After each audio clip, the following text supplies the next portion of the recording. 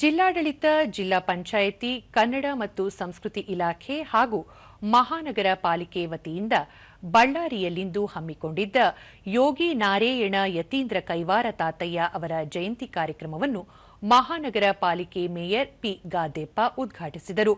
ಬಳಿಕ ಯೋಗಿ ನಾರಾಯಣ ಭಾವಚಿತ್ರಕ್ಕೆ ಪುಷ್ಪನಮನ ಸಲ್ಲಿಸಿದರು. ಇದಕ್ಕೂ ಮುನ್ನ ವಿವಿಧ ಕ್ಷೇತ್ರಗಳಲ್ಲಿ ಸಾಧನೆ ಮಾಡಿದ ಗಣ್ಯರನ್ನು ಸನ್ಮಾನಿಸಲಾಯಿತು.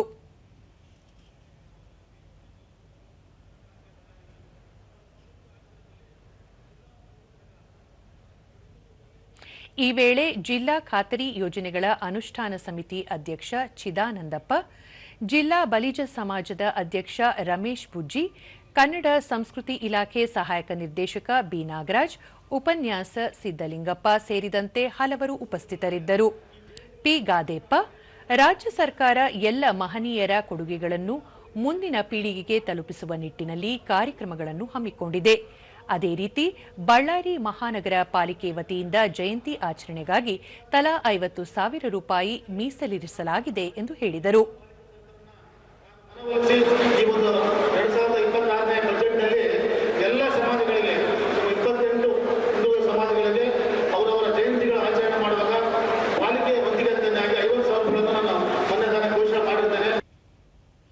ಚಿದಾನಂದಪ್ಪ, ಬಲಿಜ ಸಮುದಾಯ ವ್ಯಾಪಾರ ವಹಿವಾಟುಗಳಲ್ಲಿ ತೊಡಗಿಕೊಳ್ಳುವ ಜೊತೆಗೆ ಈ ಸಮುದಾಯದಲ್ಲಿನ ರಾಜಮಹಾರಾಜರು ನಾಡಿಗೆ ಮಹತ್ತರ ಕೊಡುಗೆ ನೀಡಿದ್ದಾರೆ, ಸರ್ವರ ಒಳಿತಿಗಾಗಿ ಬಲಿದಾನ ಮಾಡಿದ್ದಾರೆ ಎಂದು ಹೇಳಿದರು.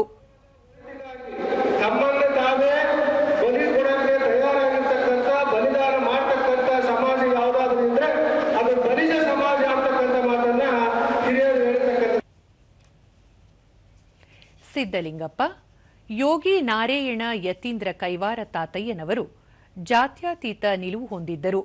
ಹಲವು ಕಡೆ ಕೆರೆ ಕಟ್ಟೆಗಳನ್ನು ನಿರ್ಮಿಸಿದ್ದರು. ಹಸಿದವರಿಗೆ ಅನ್ನ ನೀಡಿ ಗುರುವಿನ ಮಾರ್ಗದರ್ಶನದಲ್ಲಿ ನಡೆಯಿರಿ ಎನ್ನುವುದನ್ನು ಜನರಿಗೆ ಮನವರಿಕೆ ಮಾಡಿಕೊಟ್ಟಿದ್ದರು ಎಂದು ತಿಳಿಸಿದರು.